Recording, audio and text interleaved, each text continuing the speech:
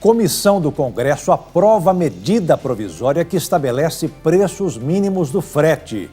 E com a greve dos caminhoneiros, a produção industrial cai mais de 10% em maio. Diretores de multinacional são presos em operação da Polícia Federal e do Ministério Público. Em Minas Gerais, Ministério Público investiga a relação de Aécio Neves com negócios de grupo de comunicação. Os americanos tomaram as ruas de Washington para comemorar o Dia da Independência.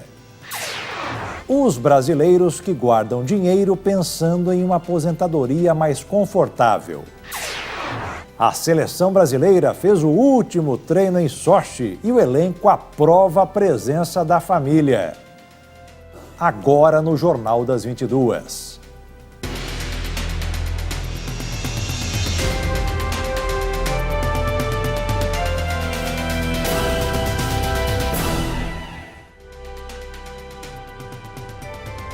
Olá, muito boa noite. Deputados e senadores aprovaram hoje a medida provisória que estabeleceu os pisos mínimos para os preços dos fretes rodoviários no país. O próximo passo agora é a análise pela Câmara dos Deputados. O impasse, segundo o ministro da Agricultura, está paralisando a venda futura de grãos, como a soja e o milho. Notícia ruim também para a produção industrial. Uma pesquisa divulgada hoje pelo IBGE mostrou que a greve dos caminhoneiros levou a indústria brasileira à pior queda em quase uma década.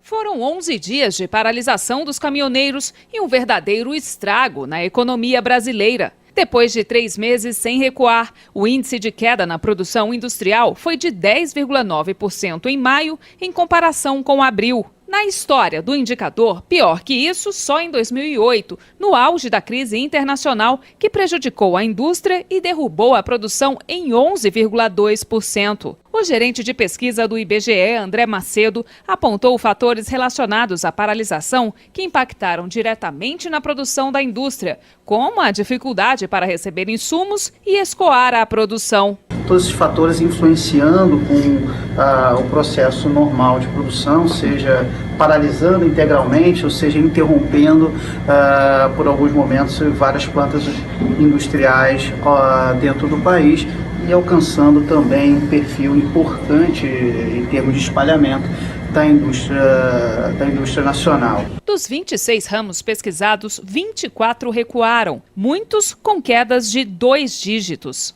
O setor que mais sofreu foi o de veículos. A produção desabou quase 30%. A única produção que cresceu foi a de combustíveis.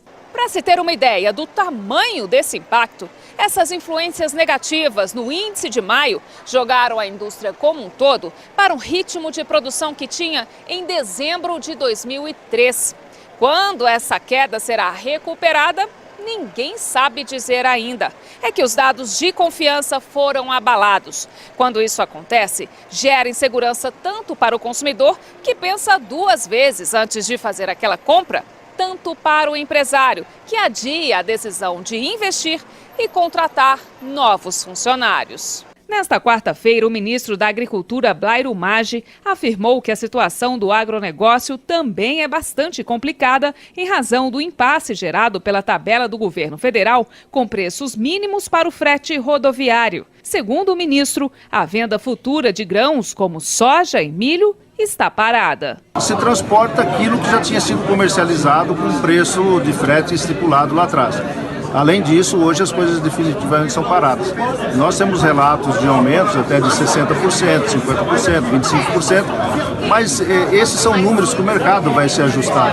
O problema é a instabilidade que se criou nesse período. Após longo período de discussão, um avanço. No início desta tarde, numa sessão relâmpago de cerca de 2 minutos, numa comissão mista do Congresso, deputados e senadores aprovaram a medida provisória que estabeleceu os pisos mínimos para os preços dos fretes rodoviários no país. O próximo passo agora é a análise pelo plenário da Câmara. O texto tinha sido apresentado pelo relator Osmar Terra, do MDB, na terça-feira, mas um pedido de vistas adiou a votação. O relator acolheu a emenda que prevê anistia para as multas e sanções aplicadas aos caminhoneiros durante a paralisação da categoria entre o fim de maio e começo de junho. A emenda foi apresentada pelo deputado Nelson Marqueselli, do PTB. A proposta determina que os preços mínimos do frete devem refletir custos operacionais do transporte e devem ser divulgados a partir de regulamentação da Agência Nacional de Transportes Terrestres,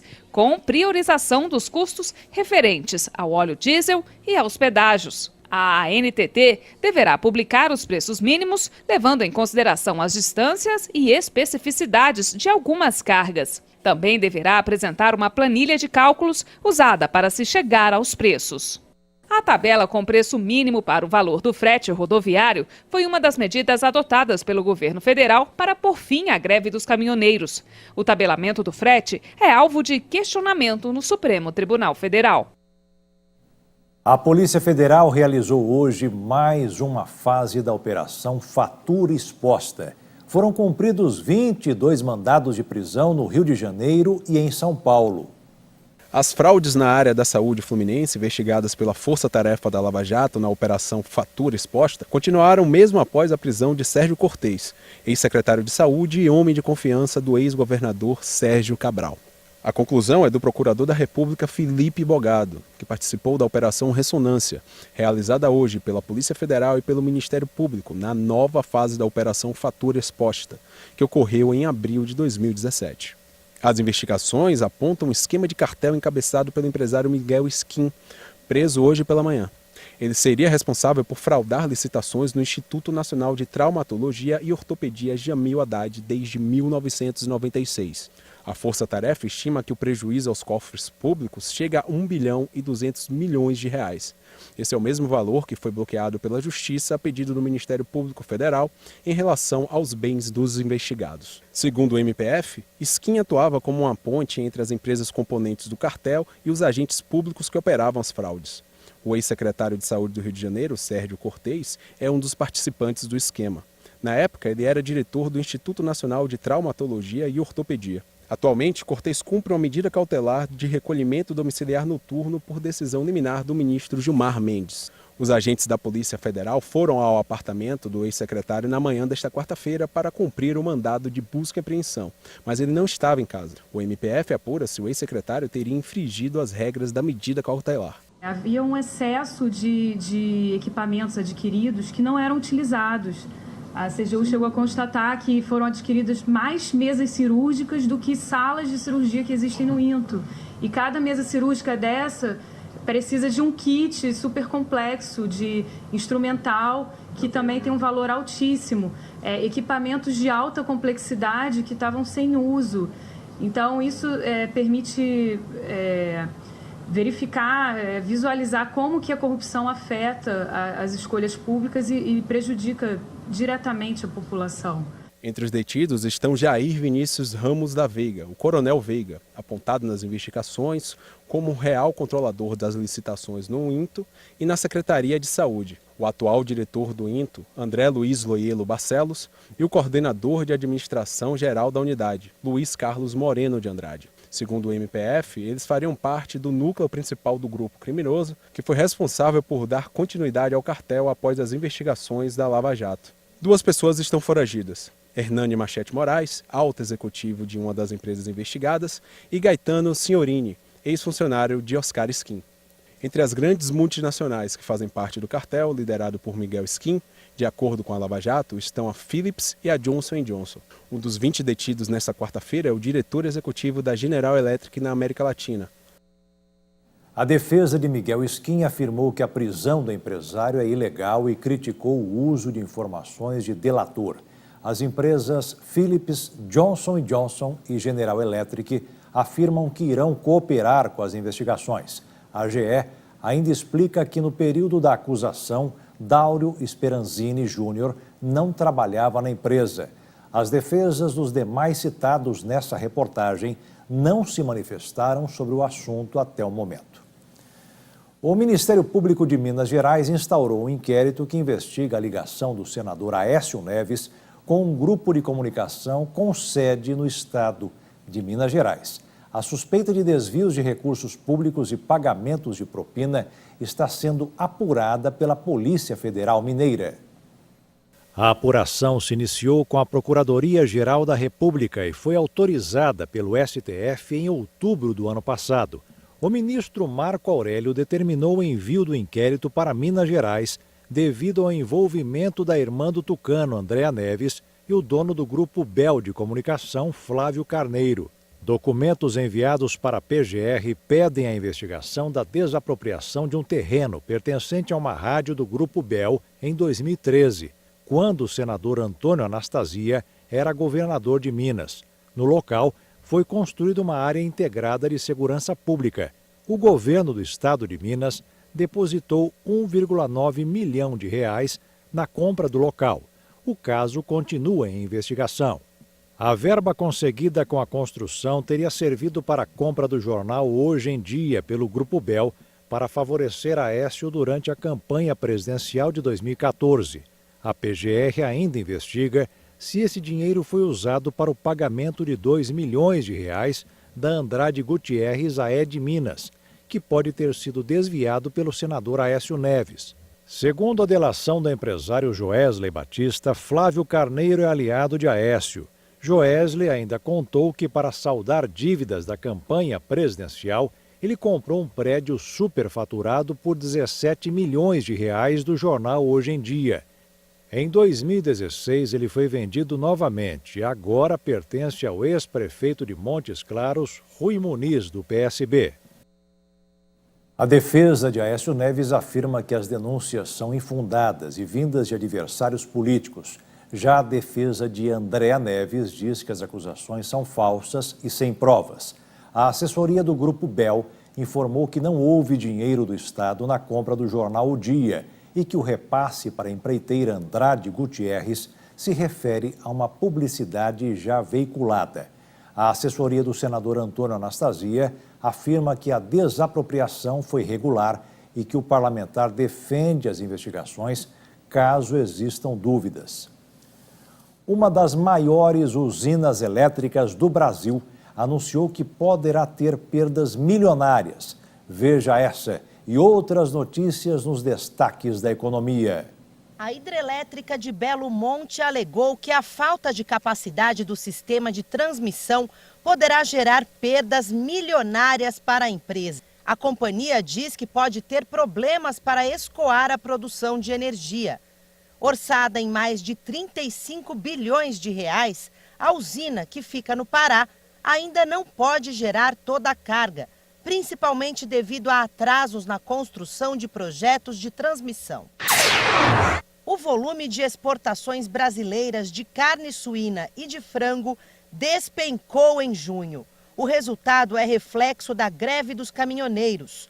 A quantidade exportada caiu 36,9% em junho, na comparação com o mesmo mês do ano passado. As receitas também decepcionaram. Ficaram em 358 milhões de dólares, um recuo de 41%. A expectativa da Associação Brasileira de Proteína Animal é que o desempenho mensal seja normalizado já neste mês de julho. A Câmara dos Deputados aprovou um projeto que autoriza a Petrobras a negociar áreas do pré-sal. Agora, o texto será analisado no Senado. Se aprovado, segue para a sanção do presidente Michel Temer. A medida pode abrir caminho para o governo fazer o mega leilão de uma área de exploração de petróleo. A expectativa é arrecadar 100 bilhões de reais para os cofres públicos. No mercado financeiro, o dólar fechou em alta nesta quarta-feira. A moeda norte-americana subiu 0,45% e encerrou o dia cotada a R$ 3,913 na venda. Após meses de negociação, o governo brasileiro autorizou a Embraer e a Boeing a avançarem com o acordo. O anúncio deve sair nos próximos dias. As duas fabricantes de aviões, a brasileira Embraer e a norte-americana Boeing, estão a ponto de chegar a um acordo para formar uma terceira empresa. Elas estão desde o fim do ano passado em negociação. No início, a Boeing tentou comprar a Embraer, mas o negócio não foi para frente porque a empresa brasileira participa de projetos de defesa do Brasil, como o submarino nuclear. A criação do modelo atual conta com a participação majoritária da Boeing, 80%, e a minoria fica com a Embraer, 20%. Mas a área de defesa da nova empresa será de responsabilidade da fabricante brasileira. E o conselho da nova empresa também terá a presença de um brasileiro. Quando o negócio estiver fechado, o governo brasileiro terá que ser informado e fará auditorias. Isso deve levar de 3 a 4 meses. A Boeing é considerada a maior fabricante de aviões do mundo. E veja a seguir, Conselho de Ética instaura processo para cassar o mandato do deputado Nelson Melrer. E veja também, ex-presidente Rafael Correa denuncia a ordem de prisão como complô do governo do Equador.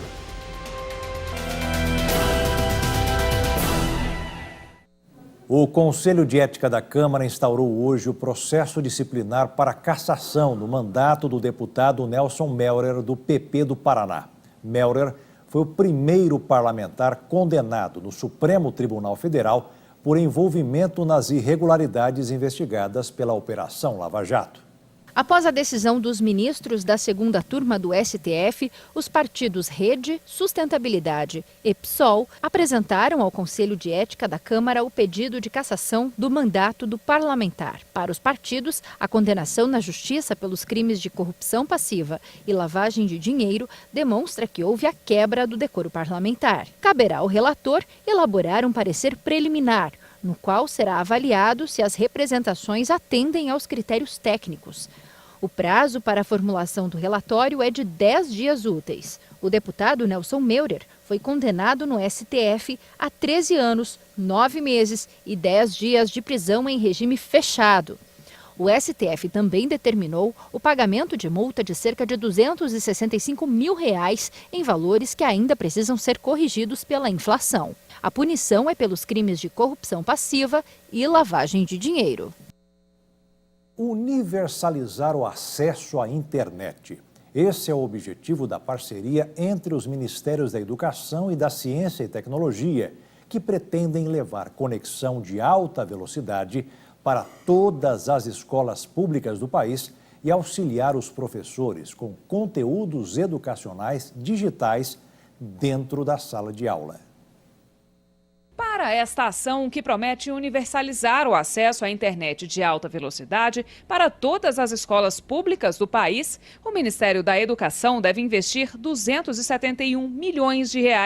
Segundo o MEC, até 2018, pelo menos 40% dos estudantes da educação básica serão contemplados. Para um aprendizado de qualidade, a gente sabe, não adianta só a internet se a conexão fica caindo toda hora. É por isso que parte do montante que será investido na ação, mais de R$250 milhões, será usado para a melhoria da infraestrutura e conexão nas escolas, o que inclui a ampliação da rede de banda larga, serviços de conectividade, infraestrutura de Wi-Fi e compra de dispositivos. Está prevista também a aquisição de um satélite, que vai levar internet de no mínimo 10 megabytes às escolas da zona rural, onde a estrutura terrestre não é viável ou muito cara. Esse satélite de monitoramento, orçado em R$120 milhões a serem pagos com recursos do MEC, será contratado em parceria com o Ministério da Ciência e Tecnologia. Os outros R$15,5 milhões irão financiar a formação de articuladores locais, construção de plataformas, disponibilização de um curso online e produção de conteúdo específico. Até o final do próximo ano, a expectativa é que 22.400 escolas urbanas e rurais recebam conexão de alta velocidade. O processo será concluído em todas as demais escolas públicas até 2024. Segundo o presidente Michel Temer, a política representa a entrada do mundo digital nas instituições de ensino. Hoje verifica-se aqui um dos fenômenos mais expressivos da modernidade, que é a tecnologia avançada. Não se trata apenas de entregar equipamentos e de promover acesso a educação, mas trata-se mais que tudo de preparar os nossos jovens para interagir com uma realidade que se renova a cada dia. Também dentro da política de inovação da educação conectada, está previsto um plano de formação continuada para professores e gestores com cursos específicos sobre práticas pedagógicas mediada por tecnologia, cultura digital e outros recursos educacionais, como robótica. Paulo Henrique Gomes é aluno do ensino médio. Durante o lançamento da política, ele contou como o investimento em tecnologia no ambiente escolar mudou a realidade em sala de aula. No meu ponto de vista, a mediação tecnológica é um excelente projeto, em que os alunos aprendem que educação não é só ouvir o que o professor diz. Ele trouxe novas formas de os professores ministrarem para nós, de uma forma muito mais interessante, dando a oportunidade de termos mais contato com a tecnologia e adquirindo um conhecimento mais amplo.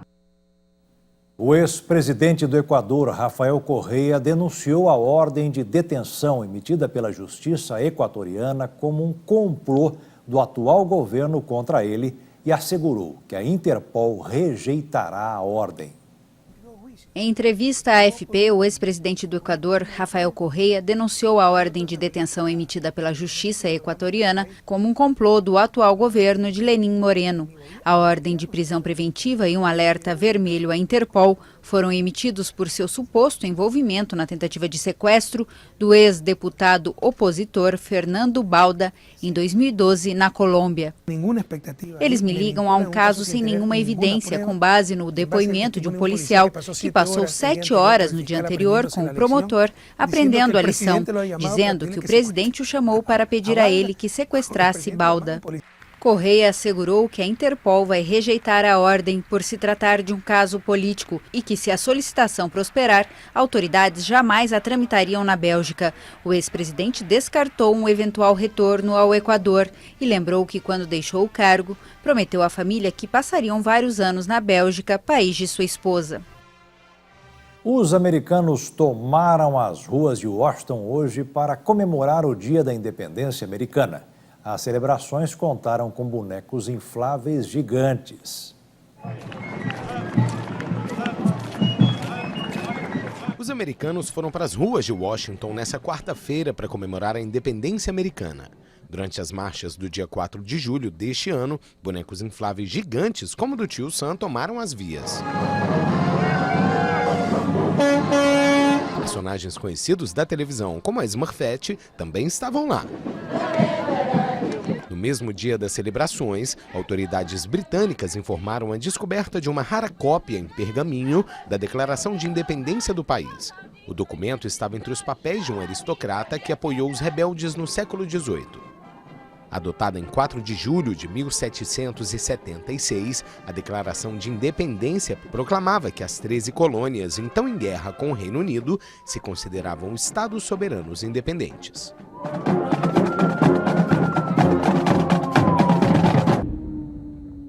E veja a seguir, pesquisa revela que apenas 11% dos brasileiros poupam pensando na aposentadoria. E veja ainda, negociações entre rebeldes sírios e russos fracassam.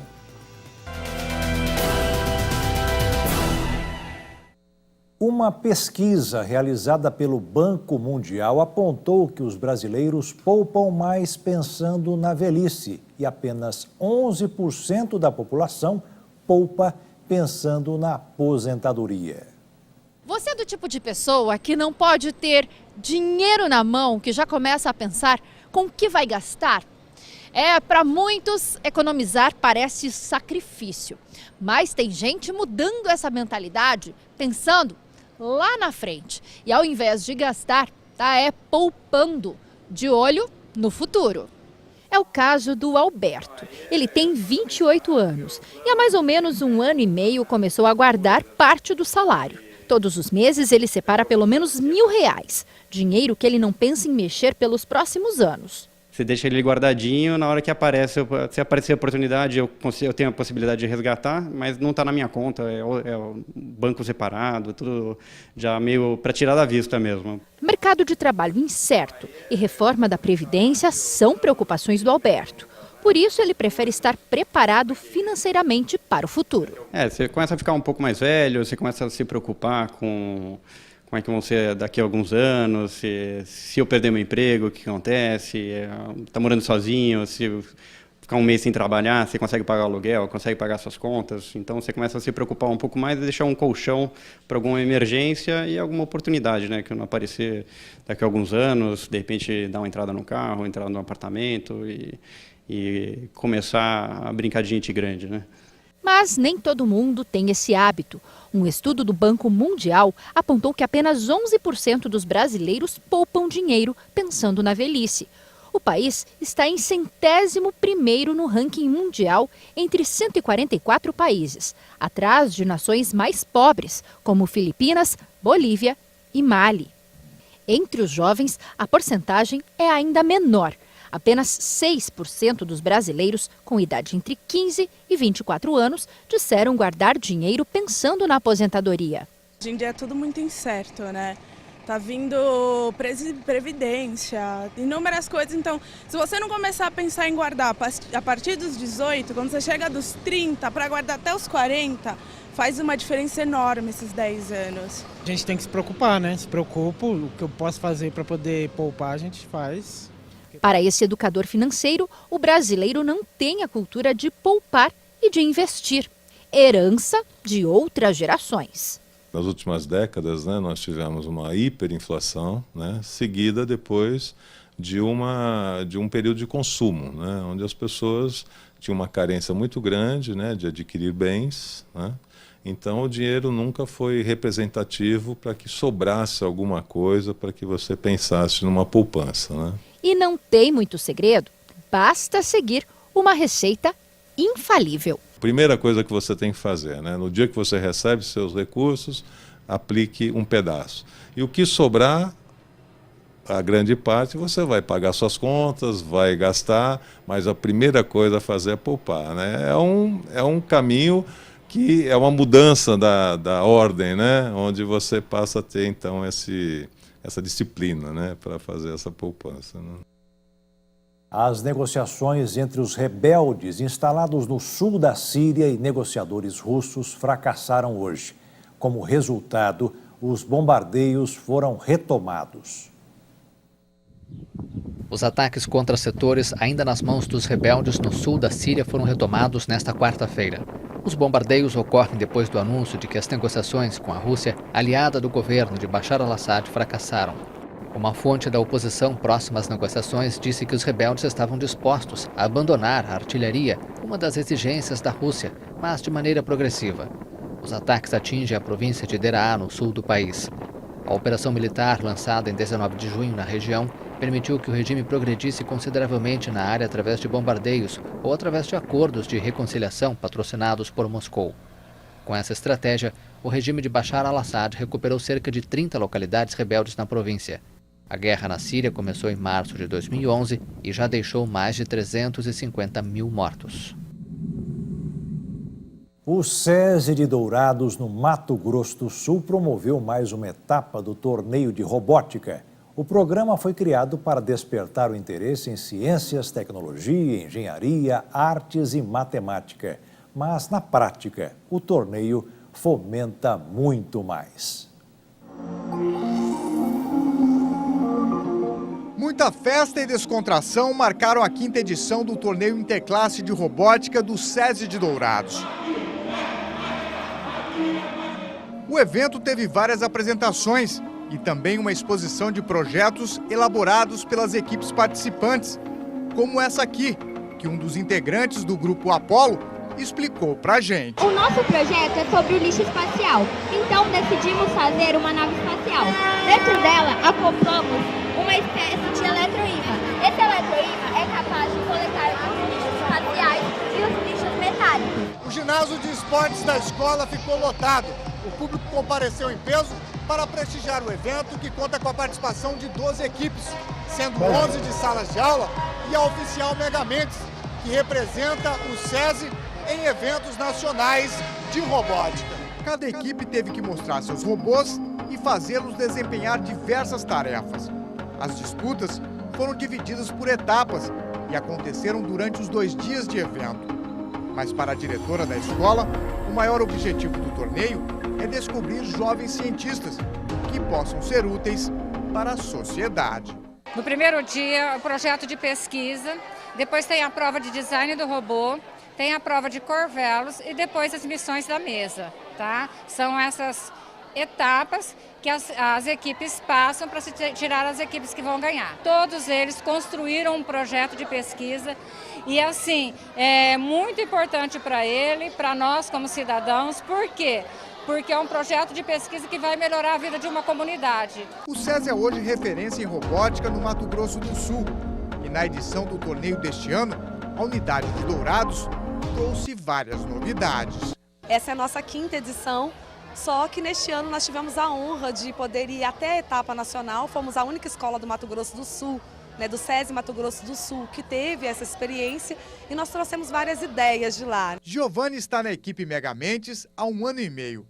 Ele, que participou da etapa nacional de robótica em 2017, fala da experiência que adquiriu na competição. A partir do momento que eu entrei para a equipe Megamentes, as responsabilidades mudam e lá no torneio a gente teve que aprender novas coisas. Cada um sabia um pouco, então a gente foi se ajudando e a experiência com outras equipes, com outras pessoas, ajudou a gente nisso. Há 3 meses na equipe oficial da escola, Alice, de 13 anos, diz que já aprendeu muito e que os conhecimentos vão além da área de robótica. Eu aprendi mais a trabalhar em equipe. Antes eu era muito individualista, não aceitava dar cargos para as outras pessoas, não confiava no potencial delas, porque às vezes eu não parava para descobrir.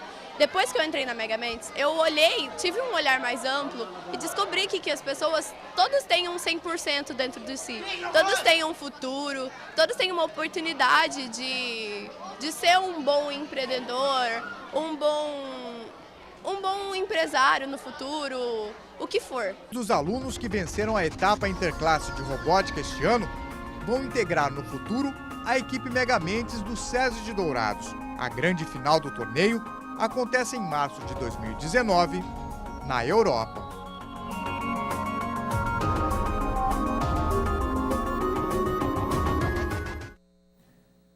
Você que acompanha o Jornal das 22 pelo Canal 1, fique agora com a programação da sua região. E veja ainda, seleção brasileira treina e se despede em Sochi.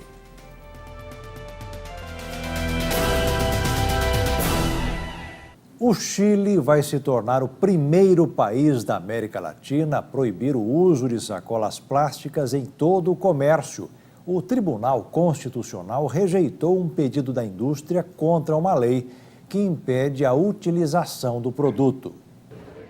O Tribunal Constitucional do Chile ratificou a lei que proíbe o uso de sacolas plásticas em todo o comércio do país. A Corte rejeitou a demanda apresentada pela Associação das Indústrias do Plástico, que impugnou a iniciativa ao considerar que ela viola os direitos constitucionais de desenvolver atividades econômicas legais. Falamos da proibição de um dos produtos plásticos, um dos que mais causa danos ao meio ambiente, como são as sacolas de plástico do comércio. Uma vez promulgada a norma, o grande comércio chileno deve deixar de entregar sacolas plásticas aos clientes em um prazo de 6 meses. Já as empresas de pequeno porte terão 1 ano para se adequar à medida. Hoje estamos distribuindo sacolas como uma forma de contribuir para que as pessoas possam ter suas bolsas recicláveis e que se torne um hábito, que elas sejam levadas nos carros, nas bolsas, onde as pessoas forem, e dessa forma possam ser reaproveitadas. Com a promulgação da lei aprovada no Congresso em 1º de junho, o Chile vai se tornar o primeiro país da América Latina a proibir as sacolas plásticas no comércio. O Jornal das 22 termina aqui. Uma boa noite para você e até amanhã. Fique na paz.